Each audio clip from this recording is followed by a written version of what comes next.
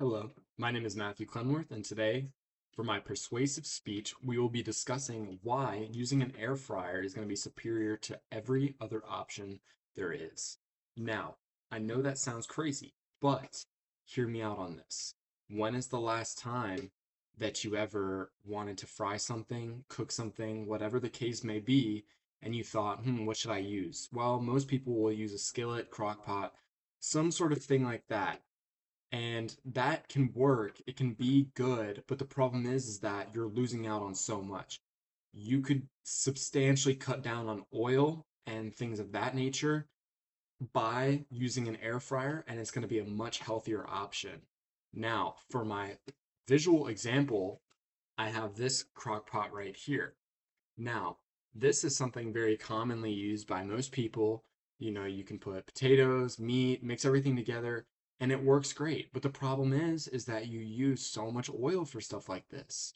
Now, with air fryers, it's going to be a much simpler and delicate task to overcome, right?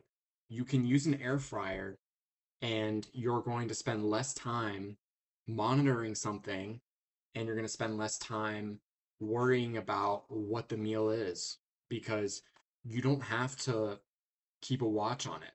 Things like this, these conventional things, they don't have timers, nothing like that.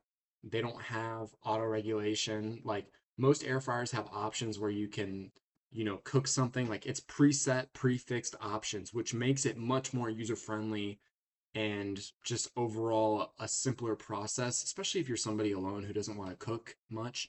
Somebody simple, even somebody in an apartment, right?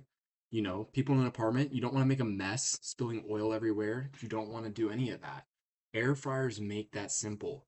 It's like a combination of all three things: microwaves, ovens, and stoves, all put into one, but in a healthier option as well.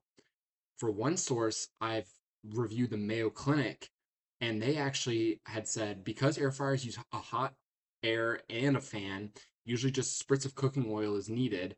That makes air frying a lower in fat and calories alternative to deep fat frying. They also said that air fryers significantly reduce, excuse me, they significantly reduce cooking time and tend to give off less heat, which makes them ideal for hot weather cooking. Now, the next article I reviewed was from Medical News Today, and this one was very interesting to me. They said 100 grams of fried and battered chicken breast contains 13.2 grams of fat, compared to just 0.39 grams of fat in an oven roasted chicken breast. So, since air fryers require a fraction of the oil that deep fryers need, people can have healthier meals with similar flavors and textures. That's very interesting to me. Now, lastly, we have WebMD, which everybody knows WebMD, I would say, I would argue.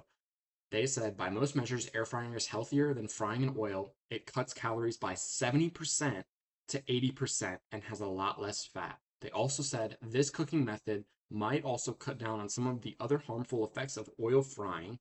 The reaction that happens when you fry potatoes or other starchy foods makes the chemical acrylamide, which research links to greater chances of getting cancer. One study shows that air frying lowers the amount of acrylamide in fried potatoes by 90%. Now, 90% is nothing, is not nothing. That is substantial and that is significant. That is something that you really want to keep in mind with something like that. Because there's a lot of risk with certain things like cast iron and grilling. There's lots of arguments about grilling now and cancer and heating things up.